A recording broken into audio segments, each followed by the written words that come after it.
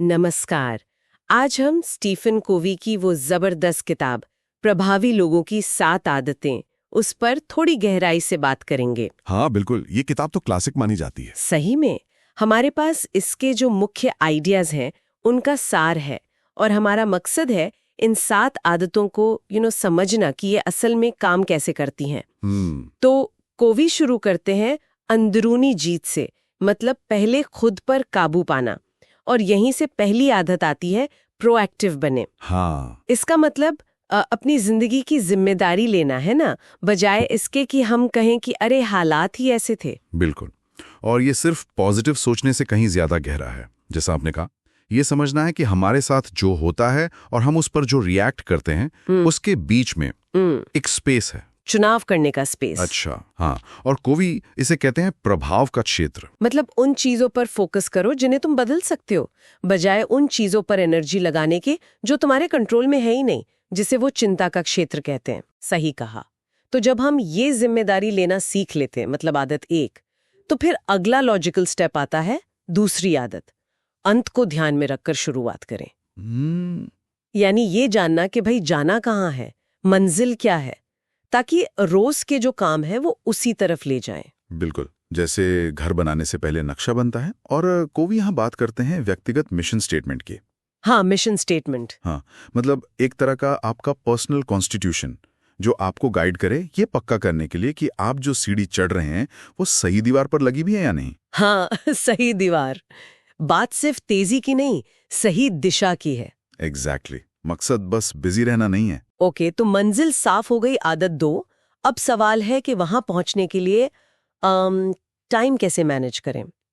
तो ये है तीसरी आदत, जरूरी चीजों को पहले करें। हाँ, और ये सिर्फ टाइम मैनेजमेंट नहीं है, ये लाइफ मैनेजमेंट है। सही। कोवी का वो टाइम मैनेजमेंट मैट्रिक्स वो यहाँ बहुत काम आता है। वो कामों को 4 क्वाड्रेंट्स में बांटते हैं, जरूरी, गैर जरूरी और अर्जेंट, नॉन अर्जेंट। ज्यादातर लोग ना वो अर्जेंट कामों में फंसे रहते हैं। क्वाड्रेंट 1 जो अर्जेंट और जरूरी दोनों हैं, और क्वाड्रेंट 3 जो अर्जेंट तो है पर जरूरी नहीं। अच्छा। लेकिन असली ग्रोथ, असली प्रभाव आता है क्वाड्रेंट 2 से। वो काम जो जरूरी हैं पर अर्जेंट नहीं लगते, जैसे प्लानिंग, रिश्ते बनाना, सीखना, सेहत। हाँ, ये वो चीजें हैं जो हम टालते रहते हैं। बिल्कुल, और इनके लिए प्रोएक्टिव होकर टाइम निकालना पड़ता है। मतलब कम जरूरी चीजों को ना कहना सीखना पड़ता है। सही बात, ना कहना भी जरूरी है। अच्छा, तो ये पहली 3 आदतें हो गई खुद पर जीत की। अब कोवी बात करते हैं बाहरी जीत की, यानी दूसरों के साथ मिलकर कैसे प्रभावी बने। चौथी आदत, जीत जीत की सोच, थिंक विन विन। हाँ, विन विन। ये सिर्फ समझौता नहीं है, ये एक एतादेस्प्री है, एक मानसिकता कि सबके लिए काफी है। मतलब ऐसा जरूरी नहीं कि मेरी जीत के लिए तुम्हारी हार हो। अबंडेंस मेंटालिटी है ना। बिल्कुल। और यहाँ वो इमोशनल बैंक अकाउंट वाला कॉन्सेप्ट भी आता है।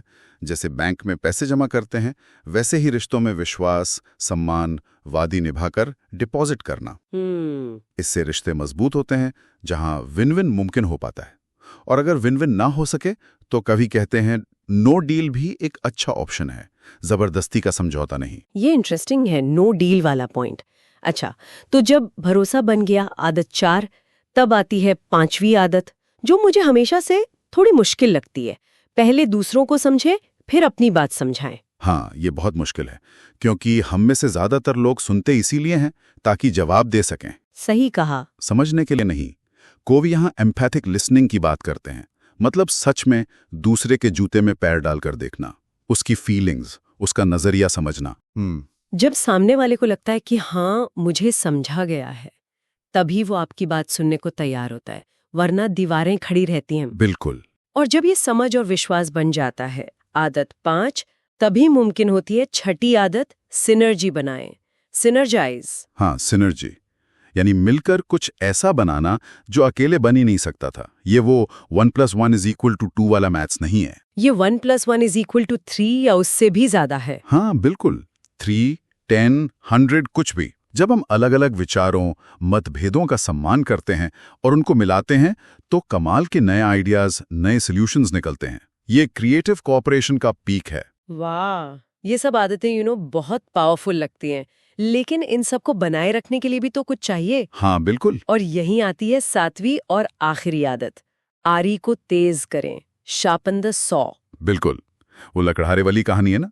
अगर कोई बिना रुके कुंद आरी से पेड़ काटता रहे तो थक जाएगा, काम धीरे होगा। हाँ, रुककर आरी तेज करना ज्यादा इफेक्टिव है। कोवी हमारे जीवन के 4 आयाम बताते हैं जिन्हें लगातार रिन्यू करने की जरूरत है। शारीरिक यानी बॉडी, मानसिक यानी दिमाग, सामाजिक भावनात्मक यानी रिश्ते और भावनाएं, और आध्यात्मिक यानी हमारे मूल्य, हमारा कोर। चारों का संतुलन। हाँ, ये संतुलन बनाए रखने के लिए, बर्नआउट से बचने के लिए और बाकी 6 आदतों को प्रैक्टिस करते रहने के लिए बहुत जरूरी है। तो अगर हम इसे समेटें तो ये 7 आदतें कोई जादू की छड़ी नहीं है। ये एक दूसरे से जुड़ी हुई हैं, सिद्धांतों पर आधारित है। ये अंदर से बाहर की ओर बदलाव लाने का एक पूरा सिस्टम है। पहले खुद पर जीत, फिर दूसरों के साथ, और फिर लगातार बेहतर होते रहना। बिल्कुल सही कहा। ये एक पूरा फ्रेमवर्क है और ये सोचने पर मजबूर करता है कि किसी के लिए भी इस वक्त इन 7 में से कौन सी आदत सबसे ज्यादा रेलेवेंट या शायद चैलेंजिंग लग सकती है। हाँ, ये अच्छा सवाल है। और एक बात और जो सोचने लायक है, क्या इन आदतों को बस जान लेना ही काफी है, या असली खेल तो इन्हें रोज की जिंदगी में उस भागदौड़ में उतारने का है? शायद यही सबसे बड़ा चैलेंज है। बिल्कुल, असली परीक्षा वहीं होती है।